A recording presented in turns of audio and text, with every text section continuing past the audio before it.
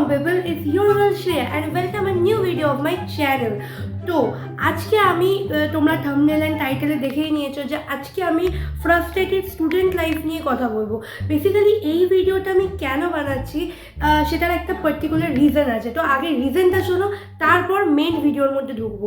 আজ থেকে 3-4 দিন আগে আমি গেছিলাম হাওড়াতে কিছু একটা কাজের জন্য। তো আমি বালি স্টেশন থেকে ট্রেন নিয়েছিলাম, কিন্তু যখন আমি ফিরছিলাম তখন বালি স্টেশনে নেমে আমি ওখান থেকে ম্যাজিক যাই, তো ম্যাজিকের জন্য দাঁড়িয়েছিলাম। তখন দেখছিলাম একটা মেয়েটা স্কুল ড্রেসে ছিল, আর স্কুলটা খুবই একটা নামি ইংলিশ মিডিয়াম, কলকাতার একটা খুবই নামি ইংলিশ মিডিয়াম স্কুলের ড্রেস। আমি স্কুলটার নাম এখানে নেব না।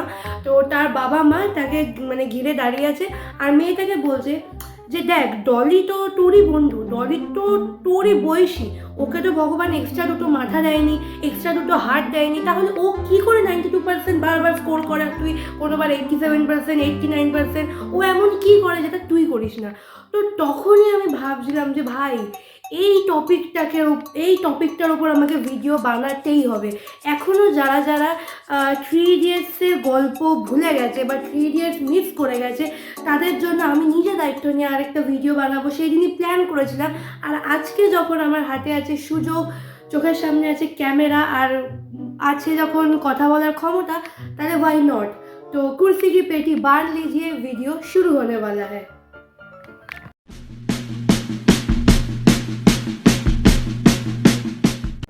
মেয়েটার নাম বেসিক্যালি ছিল প্রিয়া। তো প্রিয়াকে তার বাবা মা একদম ঘিরে দাঁড় করিয়ে, প্রিয়ার কাঁধে একটা ভারী ব্যাগ, হাতে একটা ব্যাগ, তার মধ্যে বই ছিল যেটা দেখা যাচ্ছিল, আর তার বোঝা যাচ্ছিল যে সেদিন তার রেজাল্ট আউট হয়েছিল, কোনো কিছুর একটা রেজাল্ট আউট হয়েছিল। তার বাবা মা বেশ রেগেছিলেন। বাবা মা তাকে রেগে বলছিলেন যে ভাই দেখো, যদি ডলি 92% স্কোর করতে পারে, ডলি তো তোমারই বয়সী, তাহলে কেন ভাই তুমি ডলি পারছে, তুমি কেন পারছো না? এটা হচ্ছে তাদের বলার বক্তব্য। কিন্তু যদি প্রিয়ার জায়গায় আমি থাকতাম, প্রিয়া তো ভাই বেচারা চুপচাপ দাঁড়িয়ে শুনছিল আর চোখ স্ট্রেট মাটির দিকে। আমি তো বলতাম, আচ্ছা বাবা একটা কথা বলো, তুমি আর রমেশ কাকু তো অনেক দিন একসাথে চাকরি করছো, তো রমেশ কাকুর 2বার প্রমোশন হয়ে গেল, তোমার কেন হলো না? ভগবান কি রমেশ কাকুকে 2টো এক্সট্রা মাথা বা 2টো এক্সট্রা হাত দিয়েছে? তাহলে রমেশ কাকু এমন কী করছে যাতে রমেশ কাকুর 2বার প্রমোশন হয়ে গেল, বউকে নিয়ে 2বার আরও বিদেশ ট্যুর করে এলো, কিন্তু তুমি যেখানে ছিলে সেখানেই আছো? লিটারালি ভাই, আমি হলে কিন্তু এটাই বলতাম, আর আমার মাথাতে তখন এটাই চলছিল। কিন্তু এই ভিডিওটা যে কজন বাচ্চারা দেখবে, তাদেরকে আমি একটাই আগে থেকে ডিসক্লেমার দিয়ে দিই, এটা একটা আমি এক্সাম্পল বোঝালাম, কিন্তু এটা কিন্তু ডিরেক্টলি কেউ বলো না, কারণ তোমাদের যদি ঘর থেকে বের করে দেওয়া হয় আমার পার্সোনালি ভালো লাগবে না। কথা কি ক্লিয়ার না ভেজাল আছে? তো আমি প্রিয়ার বাবা মাকে এবং প্রিয়ার বাবা মার মতো সব বাবা মাদের এটা বলতে চাই যে মেবি আপনাদের সন্তান 90%, 92%, 95% স্কোর করতে পারছে না, maybe they are scoring 70% to 80% বা তারও কম, কিন্তু তার এটা না যে তারা কেউ যোগ্য না, বা তারা কেউ ইন ফিউচার একদম বঞ্চিত হয়ে যাবে কোথাও থেকে, না। ইন ফিউচার তারা they all will shine in their own way, তারা নিজেদের মতো করে প্রত্যেকে শাইন করবে ভাই। কিন্তু এরকম যদি দিনের পর দিন এই সমস্ত বাবা মারা বাচ্চাগুলোর উপর চাপ দিতে থাকে, তাহলে হয়তো স্টুডেন্টদের ডেড বডির সংখ্যা আরও বাড়তে থাকবে, আর আমরা চেয়েও কিছু করতে পারবো না।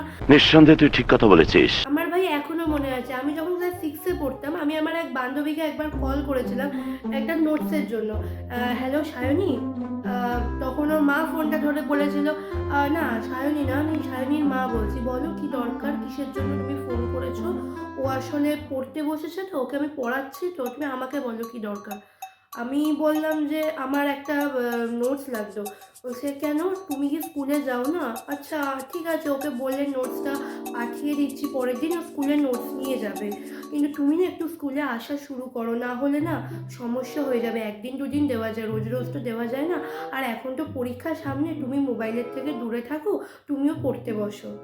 তো ওই দিন তো ভাই আমি ছোট ছিলাম, তখন আমি এসব কিছু বুঝতাম না, কিন্তু এখন আমি বুঝি যে সত্যিই ভাই সেই কাকিমা, সেই সায়নী প্রচণ্ড পড়াশোনা করছে, এখনও সে খুব ভালো পড়াশোনা করছে। আমি তো ভাই কিছুই করছি না, আমি তো লিটারালি ঘাস ছিঁড়ছি।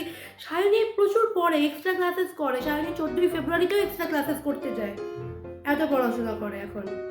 আর সায়নীর মা খুব খুশি হয় যে ও এক্সট্রা ক্লাসেস করে। 14ই ফেব্রুয়ারি সরস্বতী পুজোতেও এক্সট্রা ক্লাসেস করতে গেল, এত খুশি ওর মা এখনো।